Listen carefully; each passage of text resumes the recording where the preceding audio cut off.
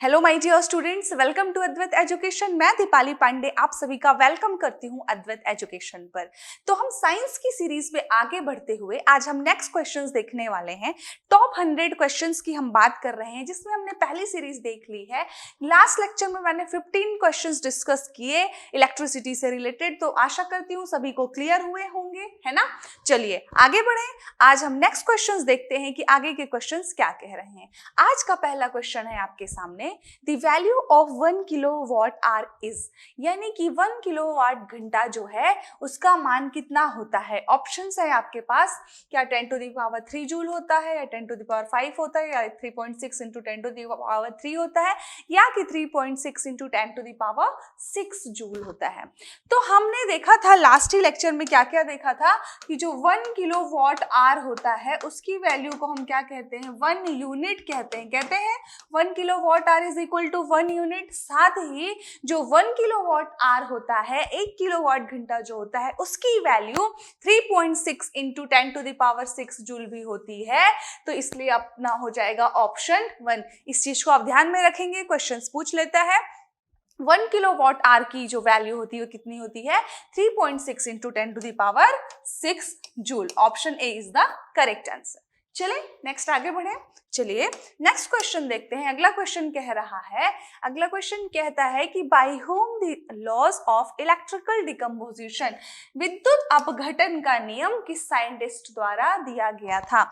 देखो विद्युत अपघटन का नियम क्या कहता है। विद्युत अपघटन के नियम के अनुसार, एक्चुअली जो विद्युत अपघटन का नियम है वो कहता है कि जो नाम में पहले जाओ, ठीक है, विद्युत अपघटन यानी कि जब किसी रासायनिक पदार्थ पे, सपोज करो कि यदि आपके पास H2SO4 है अम्ल, ठीक है, मतलब किसी भी रासायनिक पदार्थ को जब आप विद्युत से कनेक्ट करते हो, इलेक्ट्रिसिटी देते हो, ठीक है, तो वो उसका अपघटन हो जाता है। ठीक है, अपघटन हो जाता है मतलब वो विघटित हो जाता है दो अपने अलग अलग पदार्थों में, यानी कि जो सल्फ्यूरिक एसिड है यहाँ पर हाइड्रोजन और सल्फेट में क्या हो जाएगा, अपघटित हो जाएगा। जैसे पानी का एग्जांपल समझो, यदि मैं पानी का विद्युत अपघटन करती हूँ तो पानी H2O जो है हाइड्रोजन और ऑक्सीजन में क्या हो जाता है, अपघटित हो जाता है। तो विद्युत अपघटन वह प्रोसेस है या एक ऐसी प्रोसेस है जिसमें आप किसी भी रासायनिक पदार्थ को क्या करते हो, उसका अपघटन कर देते हो, उसको ब्रेक कर सकते हो। ठीक है,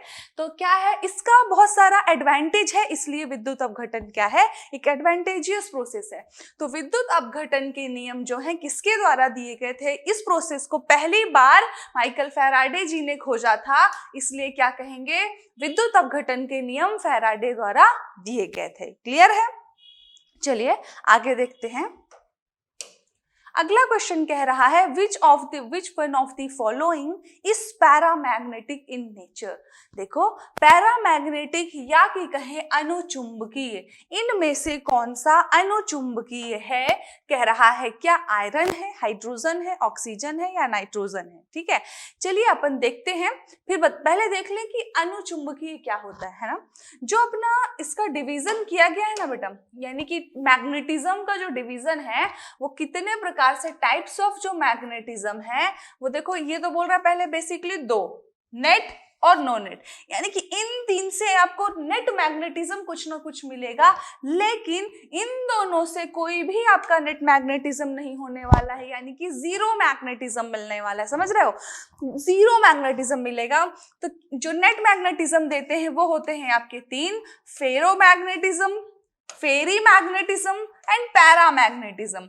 जो नेट मैग्नेटिज्म जिसमें जीरो होता है, मैग्नेटिज्म ही नहीं है, चुंबकत्व ही नहीं है, वो आकर्षित ही नहीं करेगा। ठीक है, तो जैसे कि हो गई लकड़ी, ये सारे यदि एग्जांपल्स हैं जिनमें जीरो मैग्नेटिज्म होता है, कोई नेट मैग्नेटिज्म नहीं होगा, वो वाले एलिमेंट होते हैं diamagnetism and antiferromagnetism. Okay clear.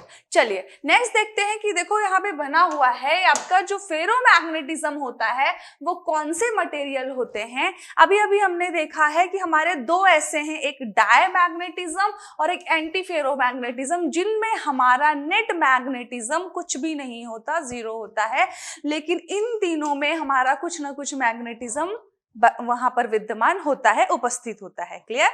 तो क्या कह रहा है, फेरोमैग्नेटिज्म क्या है? The materials which are strongly attracted by a magnetic field, जो स्ट्रांगली अट्रैक्ट करते, जैसे लोहा कितना ज्यादा अट्रैक्ट करता है, मतलब जैसे चुंबक के सामने आप लोहा रखोगे बहुत तेजी से अट्रैक्ट करेगा ना लोहे को चुंबक, तो ऐसे पदार्थ जिनमें बहुत तेजी से आकर्षित करने का गुण होता है वो फेरोमैग्नेटिज्म कहलाते हैं। जैसे एग्जांपल भी दिया है, पहला आयरन, स्टील, निकल, कोबाल्ट। ठीक है, ये एग्जांपल्स है फेरोमैग्नेटिज्म के। आगे कह रहा है फेरी मैग्नेटिज्म, इनमें भी थोड़ा बहुत चुंबकत्व होता है। ठीक है, फेरो, फेरी और पैरा, इन तीनों में ही थोड़ा बहुत चुंबकत्व होता है, लेकिन सबसे ज्यादा किसमें होता है?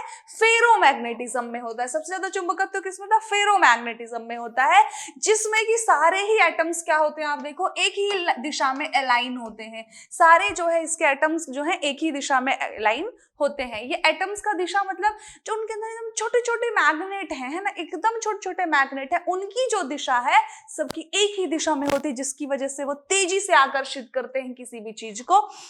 लेकिन जो फेरी मैग्नेटिज्म है उसमें कुछ एक दिशा में होते हैं, कुछ दूसरी दिशा में होते हैं, जिसकी वजह से इनमें चुंबकत्व का गुण काफी कम होता है। ठीक है, और पैरामैग्नेटिज्म में क्या होता है, इसमें the materials which are not strongly attracted, मतलब बहुत ज्यादा नहीं अट्रैक्ट करते, बहुत कम, जैसे एल्यूमिनियम।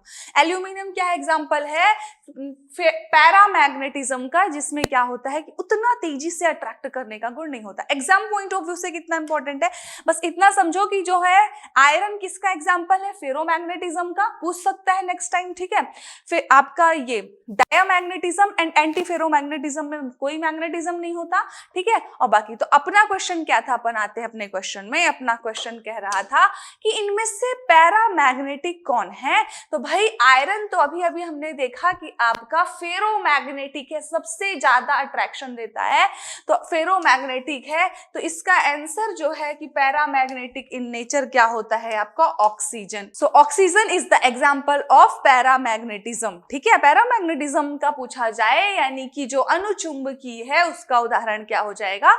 ऑक्सीजन। क्लियर? चलिए अगला क्वेश्चन देखते हैं। अगला क्वेश्चन कह रहा है, question number 19, convert mechanical energy into electrical. ऐसा कौन सा यंत्र है जो विद्युत ऊर्जा को, यांत्रिक ऊर्जा को विद्युत ऊर्जा में परिवर्तित करता है? देखो हमने लास्ट लेक्चर में क्या देखा था, हमने मोटर देखा था। मोटर क्या करता है? इलेक्ट्रिकल एनर्जी को मैकेनिकल में चेंज करता है।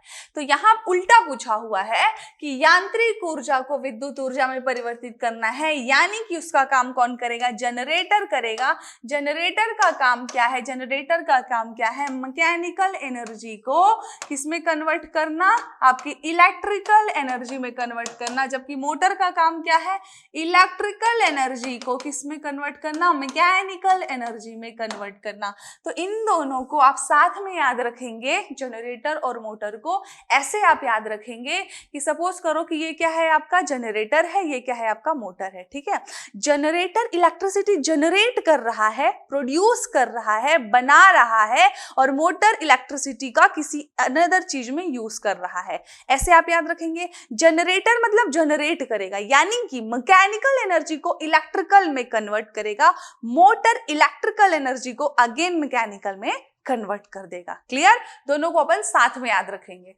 फिर चलिए आगे देखते हैं। नेक्स्ट क्वेश्चन आरआरबी का क्वेश्चन था ये, लोको पायलट का। ठीक है, अगला क्वेश्चन कह रहा है, if a 60 what bulb is used for 5 hours a day, how many units of electricity will be spent in 30 days. ठीक है, यदि 60 वॉट का बल्ब है, प्रतिदिन 5 घंटे प्रयोग किया जा रहा है, तो 30 दिन में कितने यूनिट की बिजली खर्च होगी?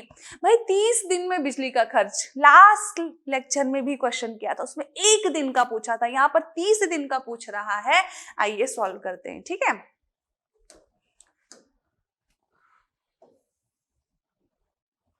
देखो क्या कह रहा है, थोड़ा और बड़ा कर दे, नहीं दिख रहा है?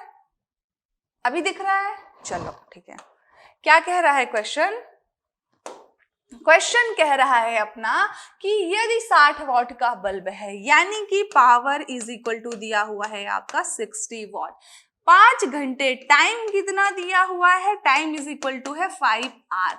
एनर्जी निकाल लो फटाक से, power into time is equal to 60 into 5 is equal to आ गया 300 वॉट। आ गया वॉट आर, एनर्जी आ गई आपकी 300 वॉट आर।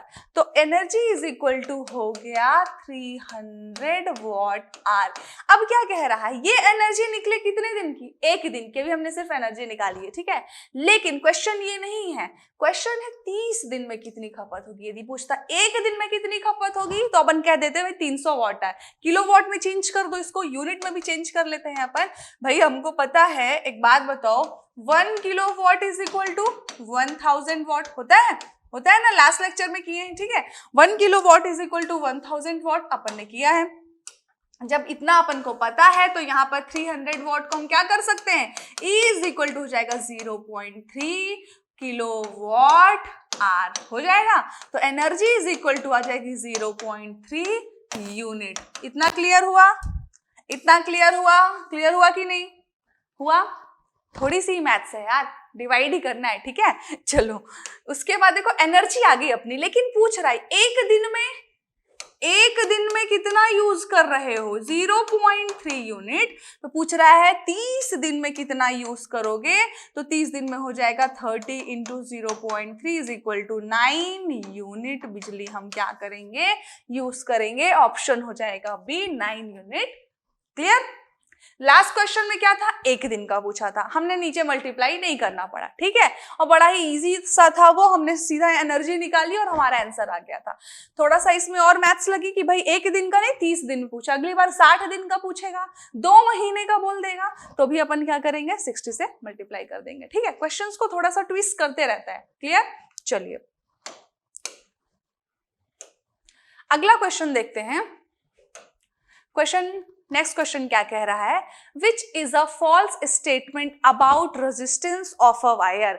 भाई प्रतिरोध जो है हमारा, हमको पता है कि विद्युत धारा के प्रवाह में अपोज करता है ना, रेजिस्टेंस। तो रेजिस्टेंस से रिलेटेड दिया है टर्मिनोलॉजी, कह रहा है इनमें से कौन जो है गलत कथन है। पहला दिया हुआ है it depends on the material of the wire, ठीक है। अगला दिया हुआ है आपका it is the direct proportion to the length of the wire. अगला कह रहा है इट इज इन प्रपोर्शन, इसे देख लेते हैं। पहले ऑप्शन कह रहा है it depends on the material of the wire, यह तार की सामग्री पर निर्भर करता है। मटेरियल यानी उसकी क्वालिटी पर, है ना, किस चीज से मिलकर के बना है। It is the direct proportion of the length of the wire, मतलब कि क्या ये तार की लंबाई के डायरेक्टली प्रोपोर्शनल होता है। क्या यह तार के अनुप्रस्थ काट यानी क्षेत्रफल के क्या होता है, डायरेक्टली प्रोपोर्शनल होता है। क्या ताप में वृद्धि के साथ साथ धातु तार का प्रतिरोध भी बढ़ जाता है, यानी कि क्या ये टेम्परेचर पे भी डिपेंड करता है। तो आइए देख लेते हैं। ये कह रहा है, देखो हमारा रेजिस्टेंस जो होता है R इज इक्वल टू होता है रो एल अपॉन ए। रो एल अपॉन ए का मतलब ही है, क्या मतलब है, कह रहा है कि जो रेजिस्टेंस है आपका डायरेक्टली प्रोपोर्शनल है रो के।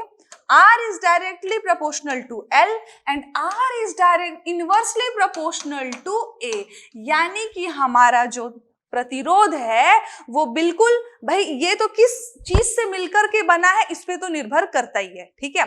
दूसरा, तार की लंबाई के बिल्कुल प्रोपोर्शनल है, ये बात भी सही है। कह रहा है तार के क्षेत्रफल के भी अनुक्रमानुपाती है, नहीं भाई ये गलत है, तार के क्षेत्रफल के व्युत्क्रमानुपाती है यानी इनवर्सली प्रोपोर्शनल है। तो अपना ऑप्शन होने वाला है सी, क्योंकि ताप में वृद्धि, हाँ बिल्कुल, temperature RT is equal to क्या होता है 1 + अल्फा टी, तो मतलब कि टेम्परेचर पे भी डिपेंड करता है हमारा रेजिस्टेंस, ठीक है। तो हम क्या करेंगे, हमारा ऑप्शन होने वाला है सी।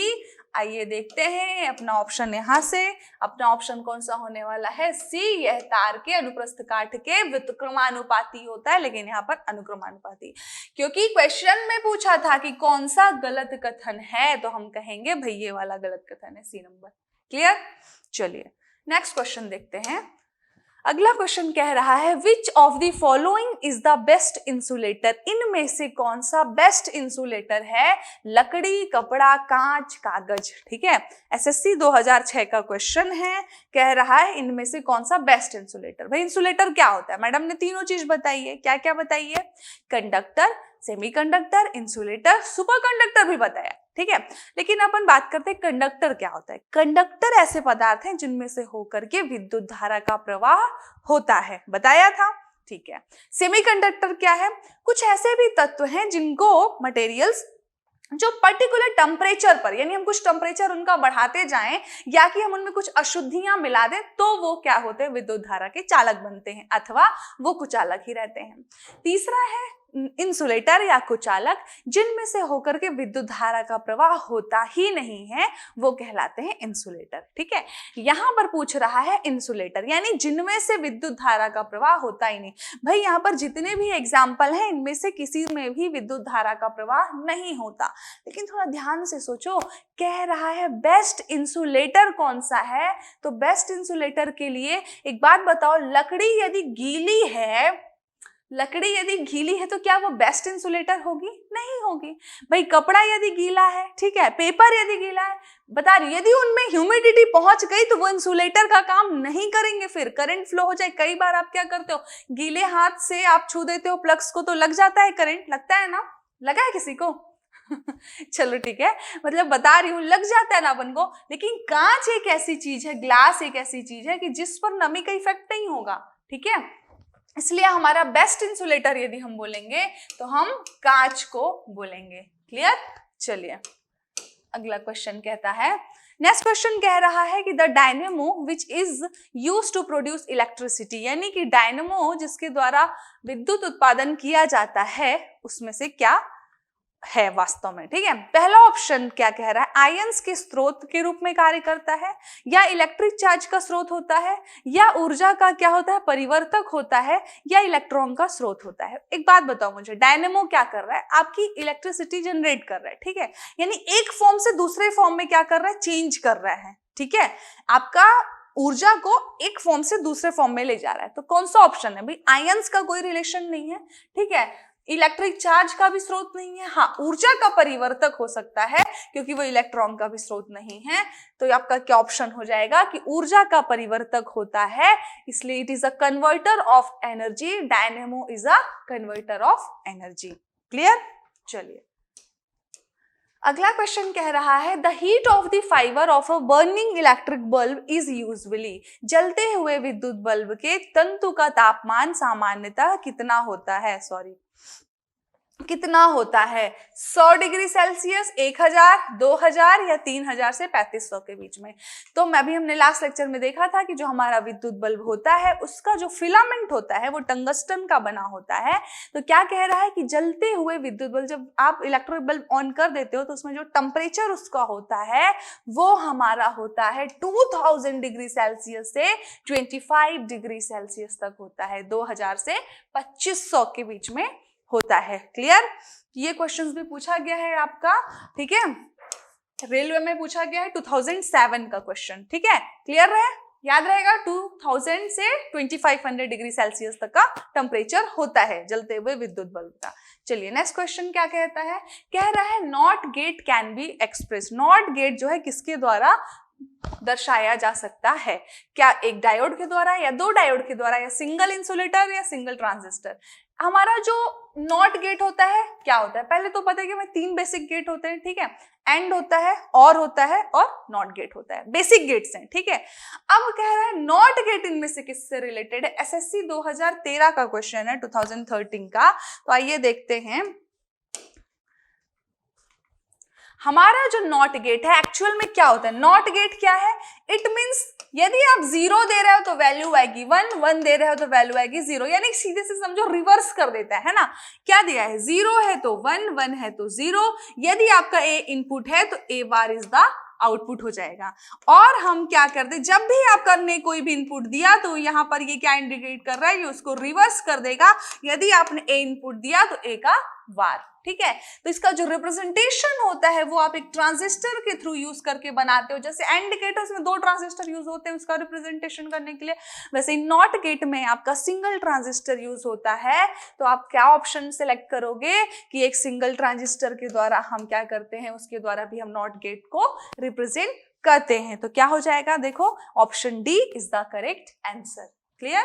चलिए अगला क्वेश्चन कह रहा है कि अगला क्वेश्चन क्या कह रहा है, लेंज का जो नियम है किसके संरक्षण का नियम है? ठीक है भाई, लेंज का जो नियम हमारा कहता है वो किसके संरक्षण का नियम है? तो हमें पता है कि हमारा जो लेंज का नियम है, देखो आरआरबी का क्वेश्चन है ये 2005 का।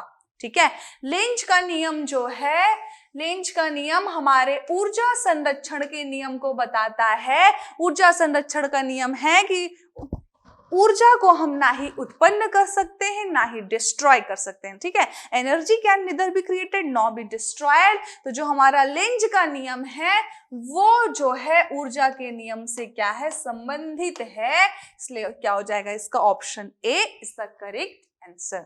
क्लियर। चलिए अगला क्वेश्चन कह रहा है the conductive waves in the conductor at constant temperature are proportional to the significant difference between the two ends. यानी कि स्थिर तापमान पर कंडक्टर में वहनशील तरंग दोनों छोरों के बीच के महत्वपूर्ण अंतर के अनुपात में है। इसको क्या कहा जाता है, आरआरबी चेन्नई का क्वेश्चन है।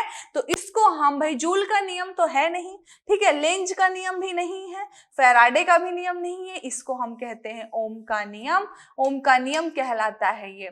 कब पूछा गया क्वेश्चन है, 2001 आरआरबी चेन्नई का क्वेश्चन था, ठीक है। चलिए आगे देखें। अगला क्वेश्चन क्या कह रहा है, the device used to store electrical energy. विद्युत आवेश को एकत्रित करने वाली जो डिवाइस है वो क्या कहलाती है, तो है पहला प्रेरक यानी कि इंडक्टर, ठीक है, यहां पर गलत लिखा है, कैपेसिटर या कि परिमाणित्र या कि ट्रांजिस्टर। तो भाई हमें भी पता है कि एनर्जी स्टोर करने के लिए किसका यूज करते हैं, कैपेसिटर का यूज करते हैं। तो इसका ऑप्शन हो जाएगा ऑप्शन बी, जो कि आरआरबी में पूछा गया है 2008 में क्वेश्चन, संधारित्र या capacitor is the correct answer. Clear. चलिए नेक्स्ट क्वेश्चन देखते हैं। अगला क्वेश्चन कह रहा है इलेक्ट्रॉन वोल्ट किसकी इकाई है। तो हमें पता है कि भाई इलेक्ट्रॉन वोल्ट जो है हमारी पोटेंशियल की इकाई तो है नहीं, चार्ज की भी है नहीं, चार्ज टू मास की भी नहीं है। Electron volt is the unit of energy, ठीक है। 1 इलेक्ट्रॉन वोल्ट जो होता है ना, इलेक्ट्रॉन वोल्ट जो हमारी इकाई है किसकी है, एनर्जी की इकाई है। ये किस में पूछा गया है, 2005 में पूछा गया है, रेलवे में, ठीक है। अगला क्वेश्चन क्या कह रहा है, how does heating a semiconductor affect its resistance. Yes, जब हमारा जो सेमीकंडक्टर है उसका टेम्परेचर पे क्या इफेक्ट होता है। देखो मैंने पहले कहा था कंडक्टर, सेमीकंडक्टर एंड इंसुलेटर 3 होते हैं। सेमीकंडक्टर वो मटेरियल है जब आप टेम्परेचर उनका कुछ बढ़ाते जाते हो तो उनकी कंडक्टिविटी बढ़ती जाती है, ठीक है। तो जब हमें पता ही है कि हम टेम्परेचर बढ़ाने से उनकी कंडक्टिविटी बढ़ रही है तो एग्जैक्टली भाई वो इफेक्ट तो करेंगे। तो क्या कह रहा है कि हाउ डस, किसी अर्धचालक का यानी कि कोई सेमीकंडक्टर को गर्म करोगे तो उसके प्रतिरोध पर क्या प्रभाव पड़ेगा। भाई जाहिर सी बात है कि उसका प्रतिरोध कम होगा, क्योंकि हम जैसे ही टेम्परेचर बढ़ा रहे हैं तो उसकी कंडक्टिविटी क्या है, बढ़ रही है ना। उसकी जो हम कहते हैं कि कोई भी हमारा सेमीकंडक्टर मटेरियल है, यदि आप उसको क्या करते जाओ, टेम्परेचर बढ़ाते जाओ तो उसकी कंडक्टिविटी बढ़ती जाती है, वो एज अ कंडक्टर काम करने लगता है, यानी कि रेजिस्टेंस डिक्रीज हो जाता है। एसएससी का क्वेश्चन था, ठीक है। तो क्लियर। देखो 30 क्वेश्चंस हमने कर लिए। नेक्स्ट लेक्चर में मिलते हैं कुछ और क्वेश्चंस के साथ। तब तक आप लोग बढ़िया से पढ़ते रहिए, मस्त रहिए, स्वस्थ रहिए। Thank you class.